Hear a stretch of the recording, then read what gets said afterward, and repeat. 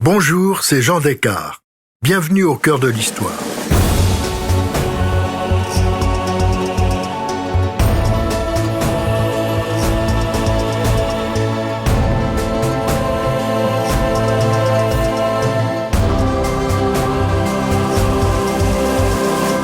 Dans ce nouvel épisode en deux parties de notre série consacrée à des figures féminines pionnières de l'histoire, je vous raconte la vie de Berthe Morisot. Cet artiste a assumé sa passion pour la peinture à une époque où cette pratique ne pouvait être qu'un hobby pour les femmes, au point d'en faire son métier à l'instar des peintres hommes de son temps. Seconde partie, Berthe Morisot, une impressionniste assumée.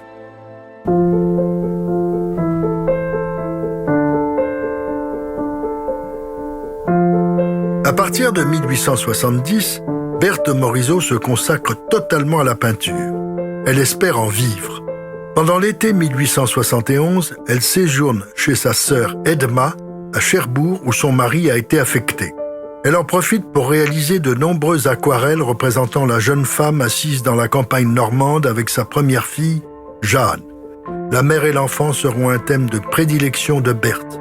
De retour à Paris, elle présente son travail au marchand Durand-Ruel, que connaît bien Manet. Elle écrit à Edma: « L'aquarelle fait très bien encadrer. Le marchand, qui est, à ce qu'il paraît, un des célèbres de Paris, m'en fait beaucoup de compliments, me disant qu'elle avait été remarquée par tous les artistes qui étaient entrés chez lui. Je n'ai pas osé lui demander s'il voulait m'en acheter. J'attends pour cela d'en avoir d'autres, que j'irai lui proposer. » Même sa mère est obligée de reconnaître qu'elle est passée artiste au dire de ces grands hommes. Elle va travailler de plus en plus et exécuter alors certaines de ses œuvres les plus célèbres. Mais aucune de ses toiles telles que le berceau, femmes et enfants au balcon et intérieur, n'est retenue par le jury du salon de 1872 où elle expose un mini pastel, encore un portrait de sa sœur Edma, enceinte. C'est Manet qui va l'aider à vendre ses premiers tableaux. Il donne son adresse à un riche amateur et surtout, il intervient auprès de Durand-Ruel. Le 10 juin 1872, le marchand lui achète 3 aquarelles et aussi la marine de Cherbourg. Désormais, il fera régulièrement l'acquisition de ses œuvres. Berthe reprend espoir, ses œuvres se vendent, mais en 1873, le salon continue à la bouder, ne prenant qu'un pastel de sa nièce Blanche.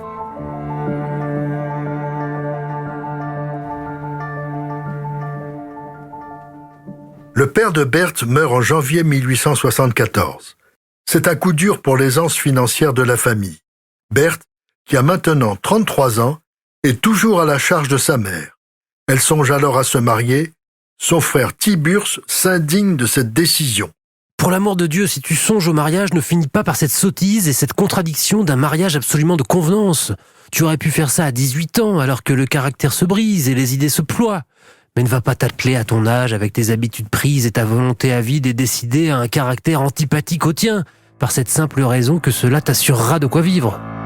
C'est alors que Degas informe la mère de Berthe de la création d'une société anonyme coopérative des artistes peintres, sculpteurs et graveurs, fondée notamment par Monet, Pissarro et Renoir. Ils sont déjà une vingtaine et ils ont trouvé un local. Ils espèrent montrer leur peinture que l'Académie n'accepte pas.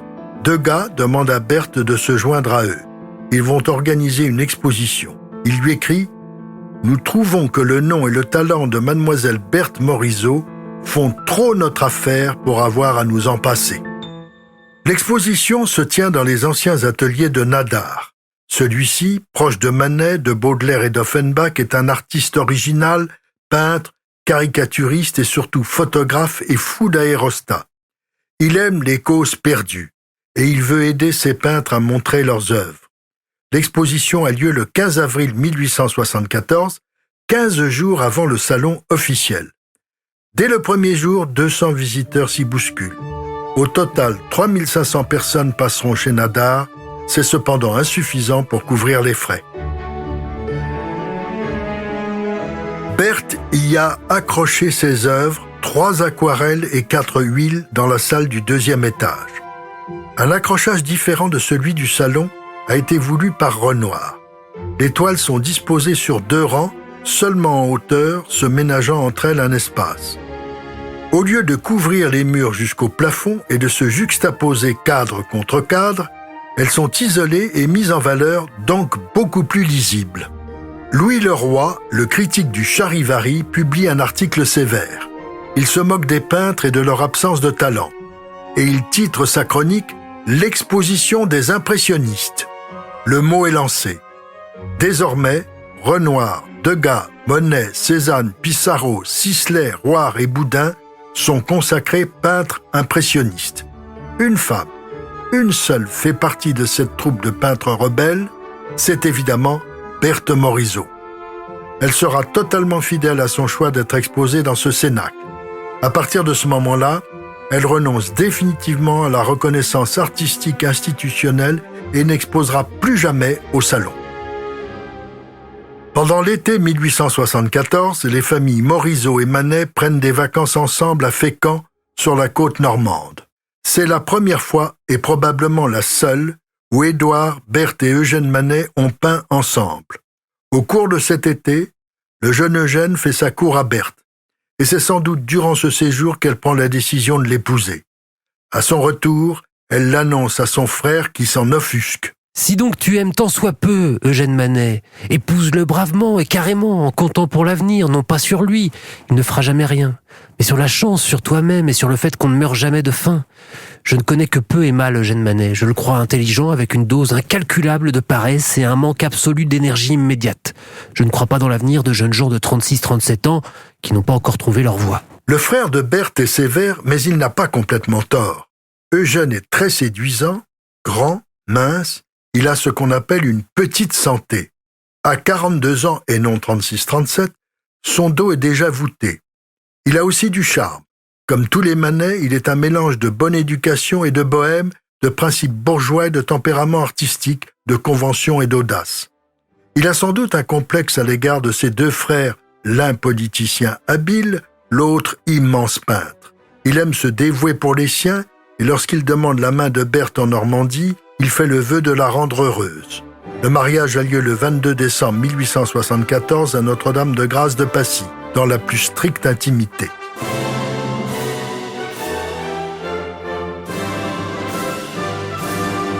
Le mari d'Edma est le témoin de Berthe, Édouard Manet celui d'Eugène.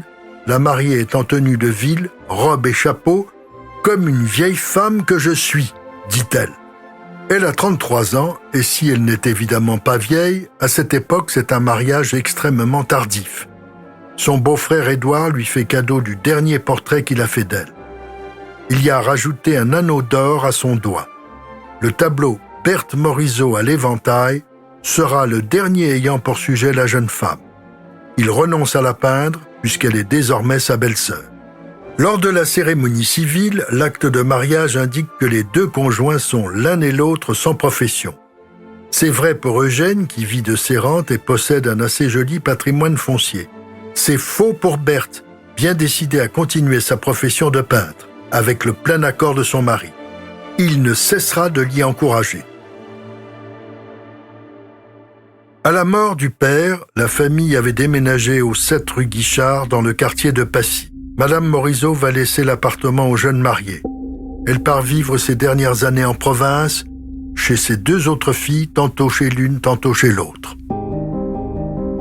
À la deuxième exposition impressionniste en 1876, Berthe expose ses tableaux avec deux motifs nouveaux, la toilette et le bal.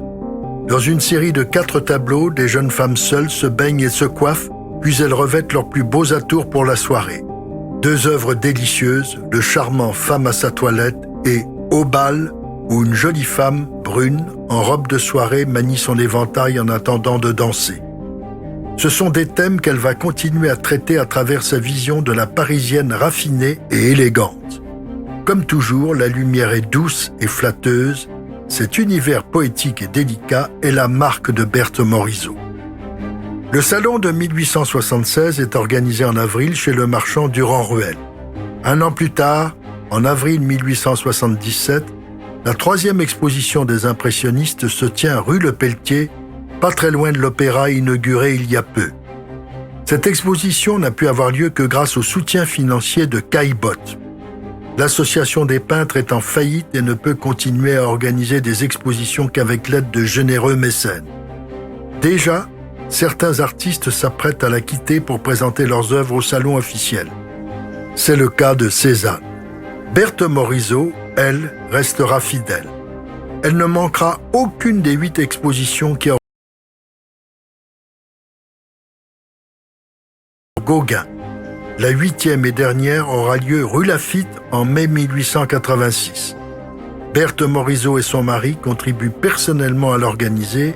Rien ne peut l'empêcher d'être là. Mais avant tout cela, Berthe va faire une nouvelle expérience, celle de la maternité.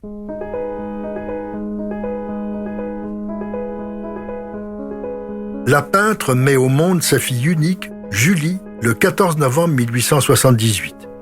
Elle a de grosses joues et un teint clair.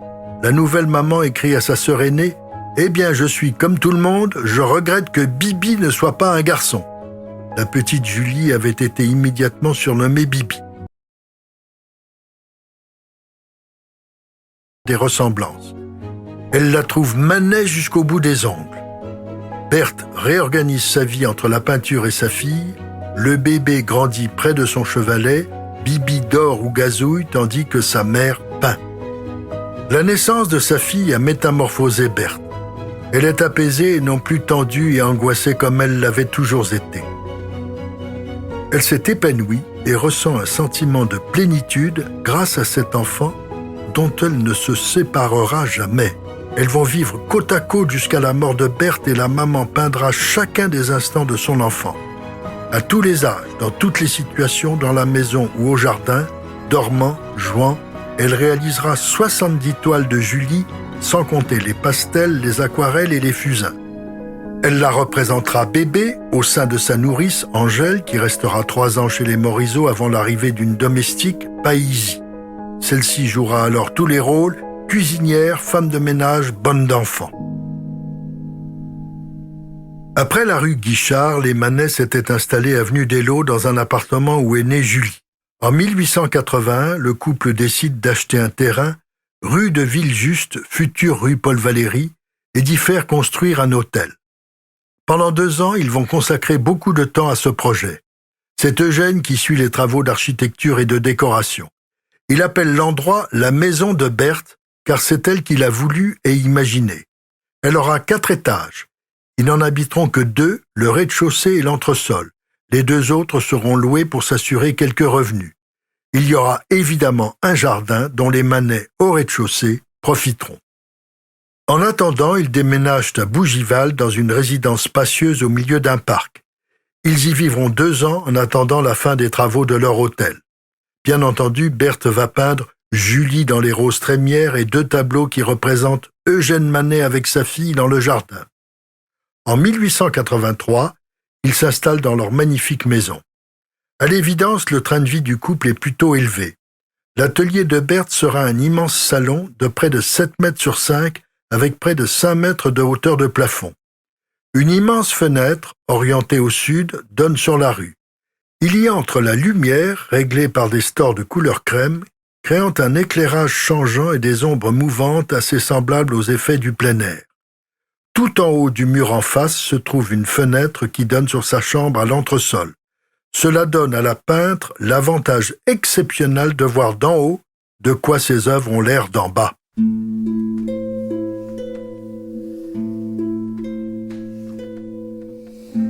Malade depuis 1876, date à laquelle il a commencé à souffrir du pied gauche, Édouard Manet se persuade qu'il est atteint du même rhumatisme que son père. À l'atelier où il continue de peindre malgré ses névralgies, obligé d'interrompre son travail pour soulager sa jambe malade, il s'accorde un moment de repos avant de reprendre sa tâche. 2 ans plus tard, il s'effondre un soir à la sortie de l'atelier. Son médecin diagnostique une ataxie, c'est-à-dire l'impossibilité de coordonner ses mouvements. Sa vie devient un martyr car en vérité, il souffre de la syphilis contractée dans sa jeunesse lors d'un bref séjour au Brésil. Mais ce mot est tabou, on n'en parle pas. Bains et massages sont tentés pour traiter ses rhumatismes. Il est très malheureux que le salon refuse toujours ses toiles. Ses ventes sont décevantes et même Zola, pourtant son ami, a émis des réserves sur sa peinture. Il continue pourtant à peindre, mais à Pâques 1883, il s'alite pour ne plus se relever. La gangrène dévore sa jambe. Berthe et Eugène, qui viennent de s'installer dans leur nouvelle résidence, sont chaque jour à son chevet. Il s'éteint le 30 avril à 51 ans. Berthe écrit à sa sœur Edma « Joint à ses émotions presque physiques, l'amitié déjà si ancienne qui m'unissait à Édouard. Tout un passé de jeunesse et de travail s'effondrant. Et tu comprendras que je sois brisée. Je n'oublierai jamais les anciens jours d'amitié et d'intimité avec lui, alors que je posais pour lui et que son esprit charmant me tenait en éveil pendant ces longues heures. » Quelques années heureuses vont se dérouler dans leur nouvelle maison. La tradition de l'hospitalité tant des Morisot que des Manet va se poursuivre. On y trouve Degas, Puvis de Chavannes, Fantin-Latour, Henri Roire. Il y a aussi le poète Mallarmé qui admire profondément Berthe Morisot et lui a consacré plusieurs poèmes. En 1890, il amène une nouvelle recrue au petit clan, Henri de Régnier, le gendre de José Maria de Heredia, qui racontera plus tard l'atmosphère charmante, amicale et intense des jeudis de Berthe Morisot. Mais l'état d'Eugène devient inquiétant. Il a des quintes de toux, des migraines, des étouffements, on parle de componction. Il semblerait qu'il s'agisse de tuberculose, mais c'est encore un mot tabou. Il s'éteint le 13 avril 1892, Julie a 14 ans, elle vient de perdre un père attentif et tendre et Berthe un mari qui l'avait toujours soutenu. Après la mort d'Eugène, elle se consacre totalement à sa peinture. On lui devra encore plus d'une centaine de toiles dont un quart consacré à son modèle favori, Julie. En 1895, à la mi-février, Berthe s'alite. Elle se sent grippée, mais ne se soigne pas. La grippe se révèle être une pneumonie. Elle s'éteint 2 semaines plus tard, le 2 mars, veillée par sa fille et sa sœur Edma. Elle avait 54 ans. Elle a demandé qu'on l'enterre dans l'intimité. En dehors de la famille, il n'y a que Mallarmé, Degas et Pissarro. Renoir, qui est en Provence chez son amie Cézanne, n'a pas pu rentrer à temps. 1 an plus tard, sa fille organisera une rétrospective de son œuvre à la galerie Durand-Ruel. Pour Mallarmé, elle fut une magicienne. Mais c'est peut-être Paul Valéry qui la résuma le mieux lorsqu'il écrivit « Sa simplicité fut de vivre de sa peinture et de peindre sa vie ».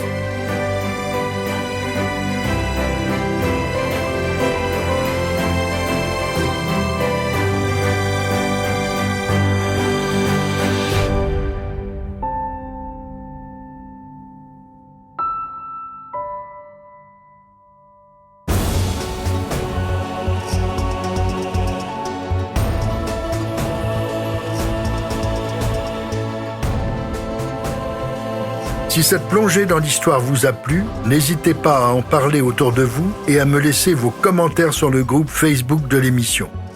Je vous dis à bientôt pour un nouvel épisode de Au cœur de l'histoire. Au cœur de l'histoire est un podcast Europe 1 Studio. Il est écrit et présenté par Jean Descartes. Ressources bibliographiques. Berthe Morisot, Le secret de la Dame en Noir, par Dominique Bonnat de l'Académie française, édition Grasset, 2000. Catalogue de l'exposition Berthe Morisot au Musée d'Orsay, édition Flammarion, 2019.